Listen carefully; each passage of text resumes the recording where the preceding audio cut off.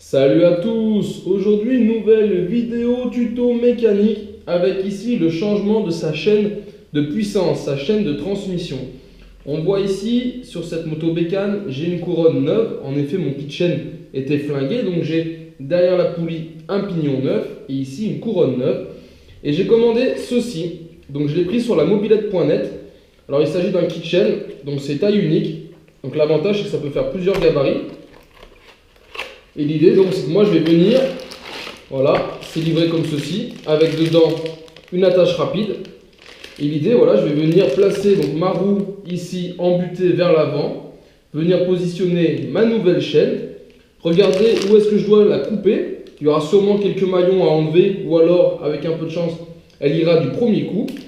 Et pour ça j'ai moi ici, donc l'avantage c'est que je suis équipé, j'ai ici un rive chaîne ou démonte chaîne comme on veut, que j'utilise pour la moto mais qui est aussi valable pour la mobilette. Donc dans un premier temps on va venir ici prendre la chaînes qui sont déjà livrées, graissées, donc ça c'est l'avantage, et on va venir la positionner sur son kit chaîne,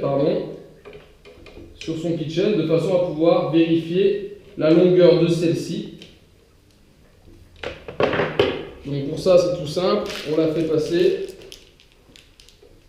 tout simplement comme ceci, la roue est libre, donc c'est l'avantage. Là c'est la partie un peu moins pratique pour ma part. Voilà, on fait tourner. On récupère la chaîne dessous le pignon avant. Merde, elle a glissé. Hop, viens là. Voilà. Donc là, je fais tourner tout doux, tranquille. Et on va venir ici l'ajuster. Alors, vous voyez comme on voit ici, j'ai quand même une sacrée différence au niveau de la taille. Donc, bien sûr, ma roue est au plus court de sa course. Mais voilà, on va quand même essayer de trouver le juste milieu. Donc là, je pense qu'on va quand même enlever 2 ou 3 maillons. Alors, il faut bien tenir compte sur la chaîne, vous avez des maillons larges et des maillons fins. Donc, l'intérêt de ce système, de l'attache rapide, c'est qu'elle se prend sur les maillons fins. Alors, ce que j'appelle maillon fin, je vais essayer de vous sortir. Je ne sais pas si on va se rendre compte. Voilà. Voilà, ici on voit, on en a un là, ici, il est plus épais que celui qui est là. Donc pour moi, ça c'est le maillon large, celui-là c'est le maillon fin. Donc pour pouvoir mettre une attache comme ça, rapide, il vous faut, comme ici, 2 maillons fins face à face. Alors voilà, maintenant ma roue, donc là je tends, j'amène mes 2 chaînes, l'une face à l'autre. Donc voilà, on voit, j'ai même un peu de marge. Donc ici, ce qu'on voit à l'extérieur, ce sont les maillons larges. Moi, je vais venir sur le maillon fin à l'intérieur. Là, je serai plutôt pas mal. Donc, du coup, ce que je vais faire une marque. Ici, je vais prendre le temps d'essuyer le maillon. Voilà. Et moi, je vais le marquer avec un feutre, tout simplement. Je le colorie en noir. Voilà, ça, c'est le maillon que moi, je dois faire sauter. Donc là, je contrôle avant. Voilà, c'est tout bon. Donc voilà, donc maintenant je peux enlever ma chaîne et je vais venir faire sauter ce maillon. Alors voilà, le maillon que j'ai marqué est ici. Et donc là on voit les têtes, en fait les axes à l'extérieur sont frappés, ce qui crée un biseau et permet au maillon de ne pas ressortir. Moi je vais venir avec une meuleuse meuler ces 2 têtes à plat sur le maillon. Même si on règle le maillon extérieur, donc le large, ce n'est pas grave, celui-ci on ne l'utilisera plus. Je ne sais pas si vous voyez par rapport à l'origine qui est là. Celui-ci j'ai donc meulé les 2 têtes. Et je vais venir maintenant utiliser mon dérive-chaîne pour sortir le maillon complet. Alors, je ne vais pas vous expliquer le montage, le principe de mon rive dérive-chaîne, parce qu'on n'aura pas forcément le même. Il y en a plusieurs modèles, mais ils sont livrés avec une notice. Et pour faire ça, tout simplement, on vient positionner son maillon dans le dérive-chaîne. Et on vient ici mettre en appui l'axe de la goupille. Et on serre au début comme ça à la main, tout doucement, jusqu'à ce qu'on soit en contact. Donc voilà, et une fois en contact comme ceci, on n'a plus qu'à venir visser l'appareil. Je viens ici tourner, et voilà, sans forcer, ça sort gentiment. Donc là, j'ai dérivé seulement un côté du maillon. Après, je ressors mon appareil, et je vais faire le deuxième côté.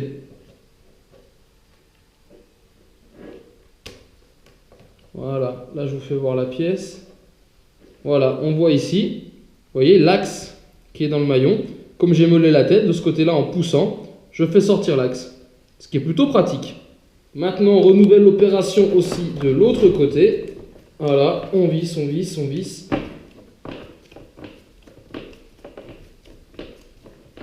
Et après, on ressort l'ensemble. Ouais, ça vient tout seul, regardez. Voilà, ça c'est déjà séparé. Voilà, il n'y a rien eu à faire, vous voyez. Et voilà le maillon qu'on a enlevé. Donc ça, c'est très très simple. C'est super pratique. Alors, si vous faites qu'un kitchen dans votre vie, empruntez-le. Sinon, ça paye le coup de l'acheter car c'est pas très cher et ça vous permet de faire votre kitchen et de gagner du temps. Donc, on contrôle de bien avoir les deux malles ensemble. On voit bien, c'est bon, j'ai les deux bons maillons. Et on vient bien sûr remettre en place sa chaîne.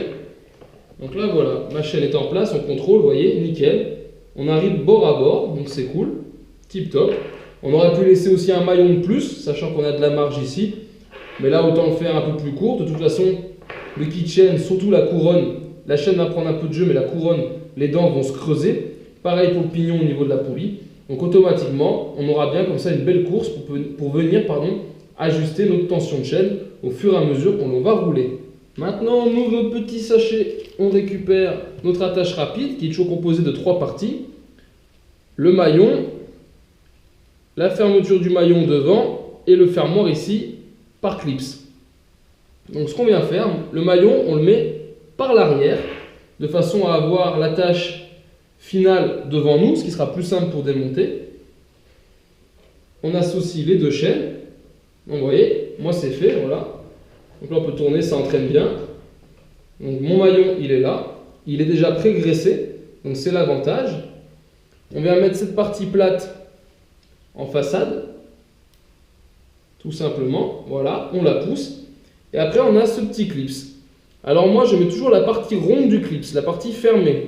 Il y a une partie ouverte, une partie fermée. Je mets toujours la partie fermée vers l'avant, dans le sens où va tourner la chaîne.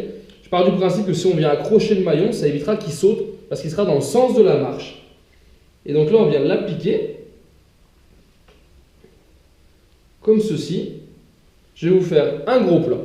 Donc voilà ici le maillon en gros plan. On voit bien donc la partie fermée, la partie ouverte. On le positionne légèrement décalé. Il y a un truc qui est plus gros là au milieu pour pouvoir mettre le maillon. Et en fait, l'idée après, c'est de venir ici pousser le maillon en arrière et il va venir se mettre pour le premier point dans cet ergot et pour le deuxième dans le petit ergot à côté. Donc là, moi, je prends une pointe de tournevis plate, tac, je tire vers l'arrière et ça clipse. Donc voilà, j'ai mon tournevis, mon maillon est ici. Ce que je fais, c'est que je fais tourner ma roue de façon à venir mettre mon maillon sur la couronne. Voilà, donc mon maillon est là. Là, il est maintenu parce qu'il est pris sur la couronne. Donc, je vais passer de l'autre côté, ce sera plus simple. Et ce que je fais, c'est que je tiens l'ensemble, chaîne et couronne. Je viens passer mon tournevis derrière le maillon et je fais levier sur l'autre maillon à côté. Et voilà, tout simplement sans forcer, je viens de clipser mon attache chaîne. Et là maintenant, c'est bon, on n'aura plus qu'à procéder à la tension parce qu'on voit qu'on est flop. Mais même si je tends à la main, voilà, vous voyez. Voilà, avec le système de réglage, on viendra tendre notre kitchen et là, on est bon. Vous repartez avec un kitchen neuf et complet. Allez, je vous le refais en gros plan. Je viens quand même de redémonter le maillon. Je viens donc ici le fixer. Voilà. On le met en appui à l'emplacement où il doit aller. Après, je viens donc derrière avec mon tournevis. Ici, faire levier. Exercer une petite pression sur le tournevis. Et voilà, on a entendu le clic, le maillon est mis, votre kitchen est donc fermé. Voilà, le kitchen est monté. J'espère que cette vidéo vous a plu et vous permettra de changer vos kitchens plus facilement. Du moins votre chaîne, car vous n'êtes pas obligé de tout changer. Mais il est quand même conseillé, lorsqu'on change la couronne, de changer le pignon et la chaîne. On repart comme ça qu'avec du neuf. Parce que forcément, votre couronne aura une empreinte, une usure, votre chaîne aussi.